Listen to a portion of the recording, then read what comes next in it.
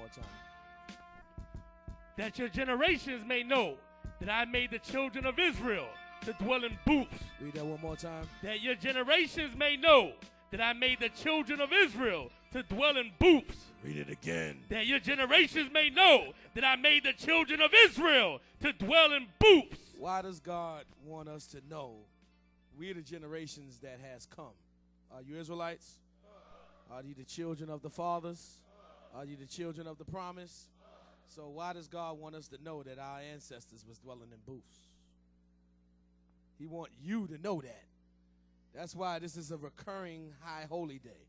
That's why this comes around every year.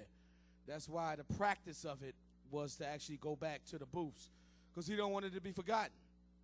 He wants all the generations to come to know that I made the children of Israel, thus saith the Lord God, to dwell in booths. Read it one more time.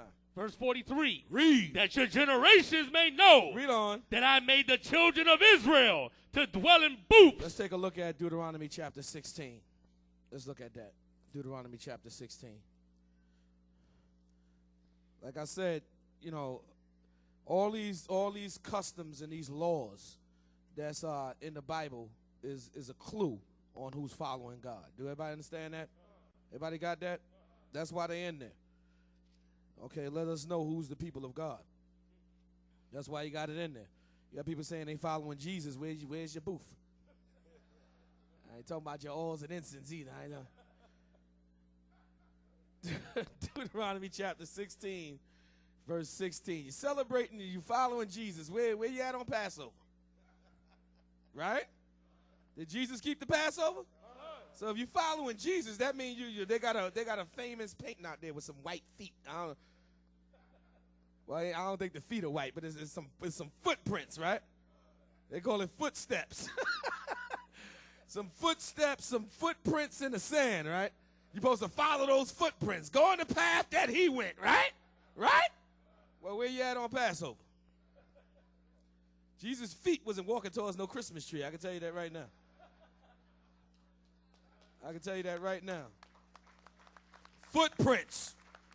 Ain't none of his prints near a Christmas tree. You ain't going to find no evidence of Christ near a Christmas tree. Everybody got that? He wasn't headed to Walmart on Halloween, October the 31st. You ain't going to find his footprint. Am I correct? He wasn't dressing up like Spider-Man on October 31st. Am I right? Am I right? So who's really following Jesus? Yeah, that's what we need to be talking about. They got another bumper sticker out there talking about what would Jesus do. I mean, y'all haven't seen that?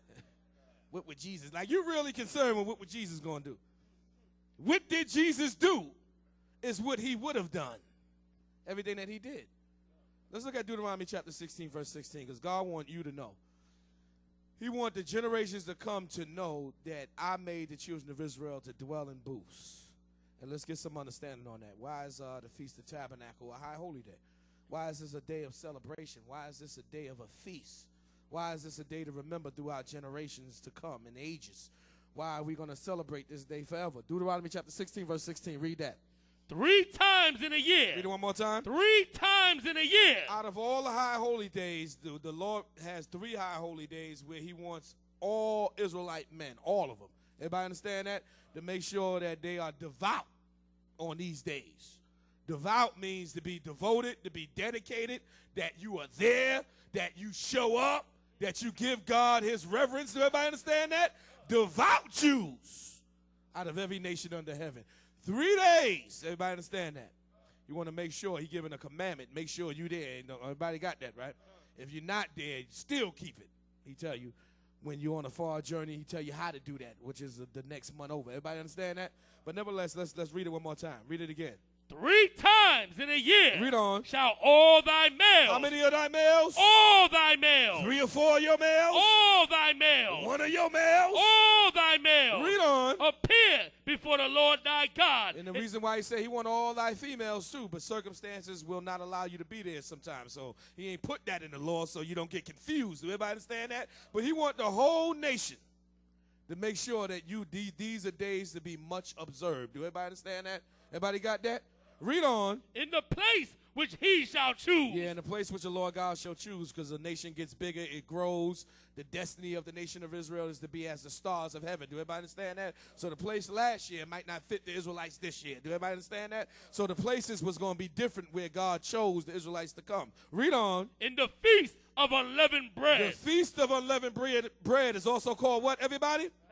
Now, there's something going on with each of these high holy days that God is pointing out. He's pointing out something about each of these high holy days. All three of these high holy days God is pointing out. He's pointing out the Passover, which is the Feast of Unleavened Bread. Read on. And in the Feast of Weeks. And in the Feast of Weeks, which is the Feast of First Fruits. Everybody got that? Read on. And in the feast. And in the feast. Read on. Of Tabernacles. What are we celebrating tonight? The Feast of Tabernacles. I don't hear you. What are we celebrating tonight? The Feast of Tabernacles. What are we celebrating tonight? Feast of Tabernacles. And in the Feast of Tabernacles. Everybody got that, right? Read on. And they shall not appear before the Lord empty. Now, why is God giving a specific commandment for Israel not to appear before him empty on these 3 days? Why is he giving a commandment concerning that? Because he wants us to remember something.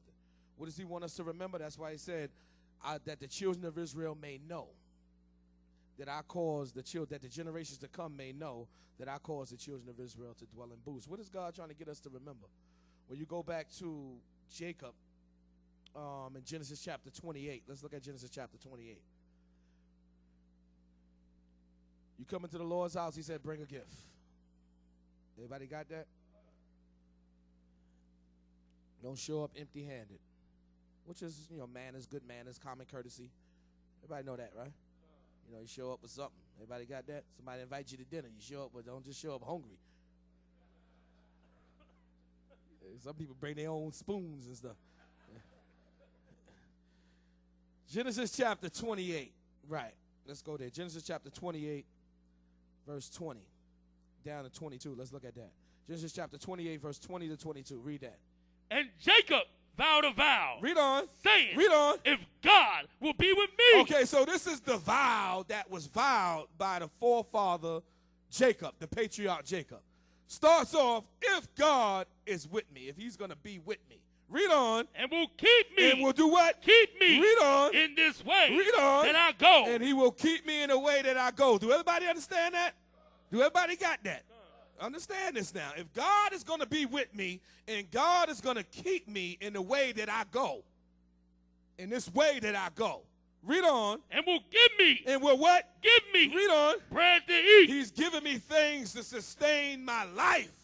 He's giving me bread to eat. God is giving me bread to eat. Do everybody understand that? Read on. And raiment. And what? Raiment. Read on. To put on. And raiment to put on. Everybody see that, right? God is giving me the principal things for life. God is giving me bread to eat. He's giving me clothes to put on. Read on. So that I come again to my father's house in peace. So that I come again to my father's house in peace, which is shelter. The scriptures tell you that the principal things for life is what? Food, raiment, and what? Shelter. Everybody got that? So while you're going to and fro, when you go to and fro, that you can make it back in peace. Everybody understand that, right? That you don't get an innocent bystander bullet. Everybody understand that? That you don't get robbed by the way. Everybody understand that? You don't get stabbed in the middle of a robbery. Everybody understand that? Everybody got that, right? You don't end up in jail on a false accusation. Everybody got that, right? Everybody got that, right? So you coming and you going in peace. This is God being with you. How many days of your life did you come and go in peace? Hello? I don't hear you. I don't hear you.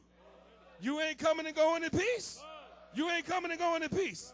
Remember now, you returning to your father's house in peace. If you ain't turning with a stab wound, you returned in peace. How many of y'all know that? I don't care. In the world, you're going to have tribulation, but if you come home without a wound, then you return in peace. If you coming home without a crutch on your arm or what they call that, a cast, then you returned in peace. If you coming home at all, if you get to go home, you returning in peace. Everybody got that, right? Everybody got that, right? Okay, so you got to know that. You got to know when God is with you. Some people, is God with me? You got to know when the Lord is with you. Everybody got that? Read. Then. What? Then. What? Then. Read on. Shall the Lord Read on. be my God. So you're supposed to know. When you look at all the scriptures, when you look at all the blessings, when you look at all the prayers, they all talking about the Lord allowing us to come and go.